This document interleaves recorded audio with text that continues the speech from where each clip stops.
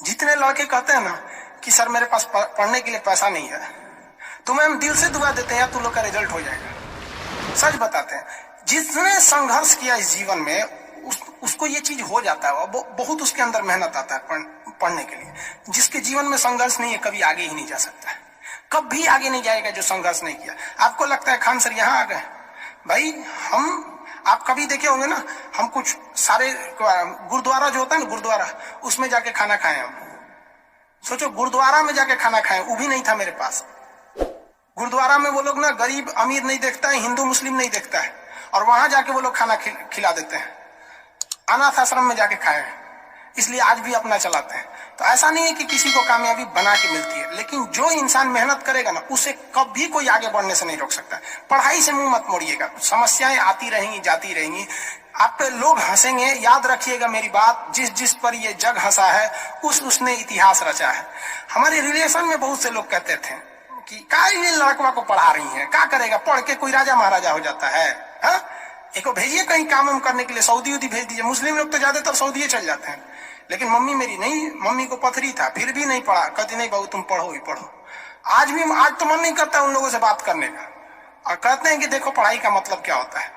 तो इसलिए हम आपको भी कहते हैं थोड़ी तकलीफ होगी बाबू, आप गरीब घर के होंगे, मेहनती घर के होंगे, थोड़ी तकलीफ होगी, शायद घर से पैसे कम आते होंगे, लॉकडाउन में और कम आते होंगे, तो आप घबराइएगा नहीं बाबू। इससे लॉकडाउन में यदि आपको तकलीफ बढ़ी है तो आप मेरी बात मानिए, आप खुश हो जाइए, बहुत ज्यादा खुश।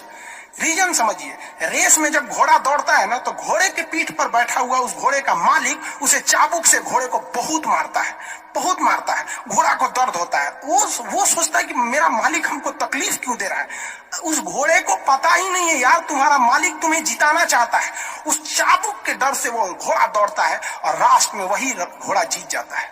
तो याद रखिएगा, आपका मालिक ऊपर वाला है। अगर वो आपको बहुत तकलीफ दे रहा है ना तो आप उस तकलीफ से घबराइए मत, बल्कि खुश हो जाइए कि आपका मालिक आपको जिताना चाह रहा है। जिस घोड़े को चाबुक नहीं पड़ेगा वो कभी रेस नहीं जीत सकता है। तो जिस इंसान को कभी तकलीफ नहीं देगा भगवान, वो कभी आगे नहीं जा सकता है। वो पत्थर कभी नहीं पूजा जाएगा जिसे छीनी हथौड़ी से तराश कर एक मूर्त की मूर्ति न दी जाएगी यहाँ पर। तो आपके जीवन में अगर तकलीफ नहीं आती है तो आप आगे नहीं बढ़ेंगे। और जिन्हें तकलीफ आती है, गरीबी आती है, समस्याएं देखने को मिलती है, पड़ोसी हंसता है, याद रखिएगा एक दिन वही लोग आपका नाम इज्जत से लेंगे वहां पर। और फिर आप उन लोगों से, खैर आप माफ कर दीजिएगा, सबको माफ कर दीजिएगा, ये बहुत बड़ा अपने आप में बल है। सबसे बड़ा बल नाभिकीय बल होता है, सबसे बड़ा बल, और सबसे कमजोर बल गुरुत्वीय बल होता है। लेकिन हमारे हिसाब से सबसे बड़ा बल होता है कि जब आप गुनाह न किए हो और आपको सजा दिया जा रहा हो और फिर आप उसे माफ कर दें। कोई आपसे बिना वजह खफा हो जाए और आप उसे माफ कर दे, ये भाई साहब दुनिया का सबसे बड़ा बल है। ये सबके पास नहीं होता है। अगर ये बल आ गया ना तो फिर आप बहुत आगे जाए।